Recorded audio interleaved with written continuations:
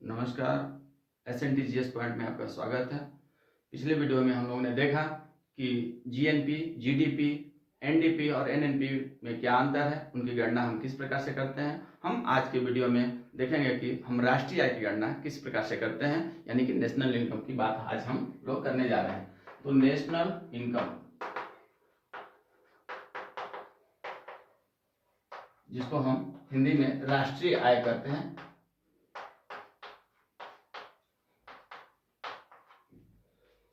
सही मामले में तो जो हमारा जीएनपी या जीडीपी होता है उसी का जो शुद्ध रूप हम लोगों ने जो देखा कि डिप्रिसिएशन यानी घिसावट व्यय या स्थिर पूंजी आय को जो हमने घटा दिया है उससे जो हमको प्राप्त होता है वह हो जाता है आपका शुद्ध राष्ट्रीय उत्पाद या शुद्ध घरेलू उत्पाद। अब लेकिन नेशनल इनकम यानी राष्ट्रीय आय और जो शुद्ध है जीएनपी या जीडीपी में क्या अंतर होता है, इसको समझने के लिए हमें इसकी माप के विधि को जानना जरूरी है। एक्चुअली जो नेशनल इनकम के जो माप होते हैं वह दो प्रकार से किए जाते हैं। एक किए जाते हैं फैक्टर कास्ट से और एक किए जाते हैं मार्केट प्राइस से। फैक्टर कास्ट को हम साधन लागत करते हैं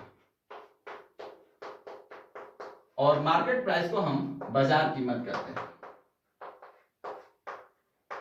बाजार कीमत करते हैं। जब हम जीडीपी या जीएनपी की गणना साधनों को मिलने वाले पारिश्रमिक के आधार पर गणना करते हैं तो हम उसे कहते हैं जीडीपी इन फैक्टर कास्ट, यानी कि सकल घरेलू उत्पाद जो है वह साधन लागत पे है। लेकिन जब हम जीडीपी या जीएनपी की गणना बाजार कीमत पर करते हैं, यानी कि अंतिम रूप से उपभोक्ता किस दर से खरीद रहा है उसके आधार पर अगर मूल्य की गणना करते हैं तो वह जो माप कहलाएगी वह राष्ट्रीय आय कहलाएगी। वह जो होगी वह होगी जीडीपी इन मार्केट प्राइस या सकल घरेलू उत्पाद बाजार कीमत पे। अब इसमें मेन चीज हमको समझना यह है कि साधन लागत और बाजार कीमत में अंतर कैसे होता है। तो सबसे पहले हम साधन लागत की बात करें। जैसा कि हम पिछले वीडियो में आपको बताए होंगे कि जो उत्पादन के साधन होते हैं वो है भूमि, श्रम, पूंजी और साहस। ये जो संसाधन है, इन संसाधनों को जो मिलता है पारिश्रमिक रूप से वह मिलता है लगान, मजदूरी, ब्याज और लाभ। अगर लगान, मजदूरी, ब्याज और लाभ को सबको जोड़ दिया जाए, केवल उनके कीमत को जोड़ दिया जाए, जैसे मान लीजिए लगान पर, जैसे एक मान लीजिए हम उदाहरण लेते हैं, एक गैस सिलेंडर है जो एक सिलेंडर का बनाने में कितनी लागत लगती है ये हम समझते हैं। तो जैसे एक गैस सिलेंडर है जिसका लगान उसको देना पड़ता है, मान लीजिए कोई फैक्ट्री होगी, फैक्ट्री में उसको 200 रुपया का किराया देना पड़ता होगा। उसी प्रकार से मान लीजिए कि ब्याज है, ब्याज के रूप में उसे 100 रुपया इंटरेस्ट चुकाना पड़ता होगा। रेंट जो है 200 रुपया देना पड़ता होगा और जो ब्याज है, इंटरेस्ट है, वो जो है आपका 100 रुपया देना पड़ता होगा।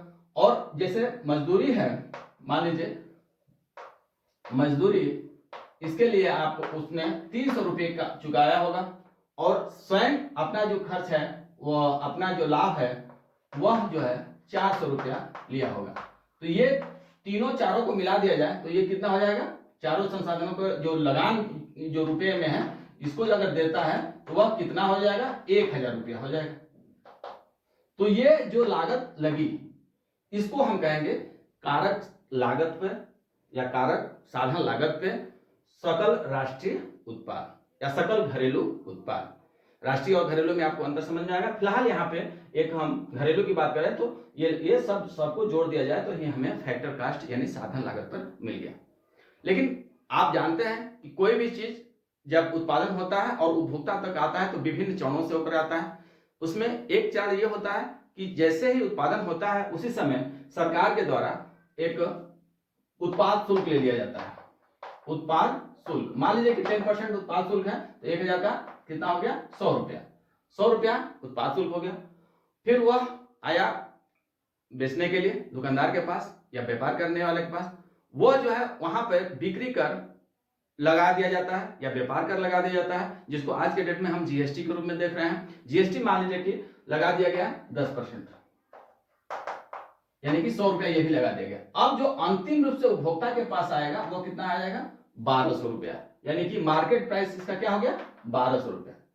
यहां एक और बात समझने वाली है कि जब सरकार ऐसा समझती है कि कोई ऐसी वस्तु जो आम आदमी के लिए अनिवार्य है, यानी सभी के लिए अनिवार्य है, उसके सर्वांगीण विकास में आवश्यक होती है, तो सरकार कंपनी को या सरकार अपनी तरफ से कुछ आर्थिक सहायता देती है, जिसे हम अंग्रेजी में सब्सिडी कहते हैं।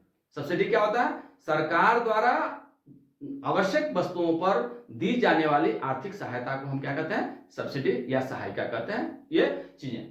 तो यहाँ पे जो मार्केट प्राइस तो हो गया, लेकिन इसमें जो है सब्सिडी भी शामिल कर लिया जाता है। सब्सिडी को भी यहाँ पे हम गणना के रूप में रखते हैं। अब मान लीजिए कि सर एक सिलेंडर है जिस पर 1000 रुपया लागत लग रही है, और उसमें सरकार जो है 200 रुपये का टैक्स ले रही है, इनडायरेक्ट टैक्स ले रही है, लेकिन सरकार गरीबों के लिए, सबके लिए नहीं, कुछ लोगों के लिए वह मान लीजिए कि 400 रुपये के बराबर वो सब्सिडी दे रही है, 400 रुपया सब्सिडी दे रही है।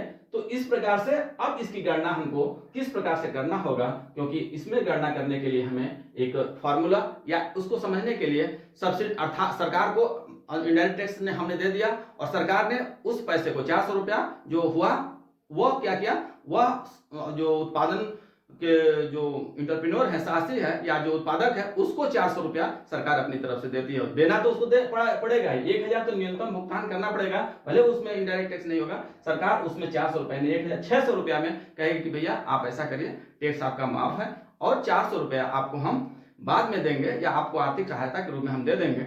आप जो है 600 रुपये में गरीबों के लिए, या जिसको हम कहते हैं जो भी हमारा क्राइटेरिया है, उज्ज्वला योजना या जिस टाइप की समझ सकते हैं, उनको आप 600 रुपये में दीजिए। तो इस प्रकार से यह सब्सिडी इसमें शामिल हो जाता है। अब यहाँ पे लगता है, यहाँ पे होता है कि हम गणना कैसे करते हैं। तो गणना करने के लिए अगर हम मार्केट प्राइस निकालते हैं या हमको फैक्टर कास्ट क्या निकालना है, मुझे जानना है। मान लीजिए कि हम अंतिम रूप से मार्केट प्राइस हम बात करें, अगर हम जीडीपी की बात करें, जीडीपी जीएनपी कुछ भी कर सकते हैं, मान लीजिए हमको मार्केट प्राइस पता करना है, फैक्टर कास्ट में जो है मार्केट प्राइस को हमको क्या करना है, पता करना है। तो उसमें हम क्या करेंगे, सबसे पहले उसमें जो जीडीपी होगा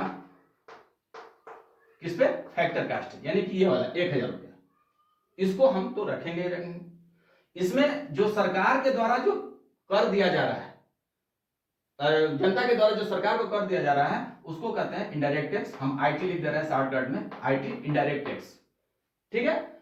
इसको हम जोड़ देंगे, क्यों? क्योंकि लागत के बाद ये जुड़ जाता है। लेकिन कुछ लोगों को जो सरकार है वो क्या करती है, आर्थिक सहायता, यानी सरकार की कमी हो जाती है, कुछ मूल्य गिर जाते हैं, तो उसको हम क्या कहते हैं, सहायिका। क्या बोलते हैं, सहायिका या सब्सिडी, या शॉर्ट में हम सब लिख दे रहे हैं, शॉर्ट सब्सिडी करते हैं। उसको हम क्या कहेंगे, सब्सिडी को क्या करते हैं, घटा देते हैं। इसको हम दूसरे रूप में इस तरह से भी कर सकते हैं कि GDP in factor cost equal to minus शुद्ध indirect tax, net indirect tax. इन दोनों को अगर हम मिला दें और क्लियर कर दें इसको, यानी कि यहां होगा कि अप्रत्यक्ष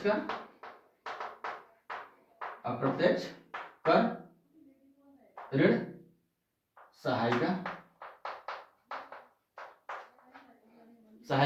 इसको हम क्या कर देंगे, जोड़ देंगे। जीडीपी में से हम इसको जोड़ देंगे, तो हमें जो है मार्केट प्राइस प्राप्त हो जाएगा। अब अगर थोड़ा सा उल्टा, अगर कहीं एग्जाम में कभी कभी ऐसे उल्टा भी पूछ देता है, तो अगर हम दूसरी तरह से बताएं, तो अगर हम जीडीपी में फैक्टर कास्ट पता करना हो तो कैसे हम पता करेंगे, तो हम जीडीपी में से market price, GDP in market price में से हम इसको घटा देंगे, किसको, माइनस शुद्ध अप्रत्यक्ष कर। शुद्ध अप्रत्यक्ष कर आप क्लियर समझ गए होंगे। शुद्ध अप्रत्यक्ष कर मतलब प्रत्यक्ष कर, अप्रत्यक्ष कर, ऋण सहायिका, इसको हम शुद्ध अप्रत्यक्ष कर कहते हैं। इस प्रकार से हम फैक्टर कास्ट और मार्केट प्राइस प्राप्त कर लेते हैं। अब इसी सेंस में ये अगर हम पता कर लिए हैं, समझ गए हैं, तो इसको एक और चीज बताएं जो बहुत जरूरी भी है। अगर हम एनएनपी इन फैक्टर कास्ट की बात करें, तो हमको एनएनपी इन मार्केट प्राइस तो हम पता करेंगे ही करेंगे, जो हमारे पास होगा उसमें से हम क्या करेंगे, नेट इनडायरेक्ट टैक्स को क्या कर देंगे, घटा देंगे। नेट इनडायरेक्ट टैक्स का मतलब क्या हुआ, नेट इनडायरेक्ट टैक्स का मतलब हो गया, इसका मतलब हो गया कि अप्रत्यक्ष का ऋण सब्सिडी, सहायता, क्या क्या कर देंगे, घटा देंगे। इसको क्या करेंगे, घटा देंगे। तो जो हमें प्राप्त होगा वह हमें प्राप्त होगा क्या, एनडीपी, एनएनपी इन फैक्टर कास्ट। एनएनपी इन फैक्टर कास्ट, यही जो एनएनपी इन फैक्टर कास्ट है, यही सही मामलों में जो है वही इसको ही हम नेशनल इनकम कहते हैं, राष्ट्रीय आय कहते हैं। यानी एनएनपी इन फैक्टर कास्ट, अगर हम एक नंबर के सवाल पूछे जाते हैं कहीं पे, तो राष्ट्रीय आय को अगर हम न्यूमेरिकल शब्दों में बोले, गणित की भाषा में बोले, तो जो शुद्ध राष्ट्रीय उत्पाद साधन लागत पर प्राप्त होता है वही असली राष्ट्रीय आय कहलाता है। आई होप आपको समझ में आ गया होगा। अगर कुछ बातें नहीं समझ में आई होगी तो कृपा करके आप कमेंट करें और मेरे चैनल को सब्सक्राइब कीजिए। धन्यवाद।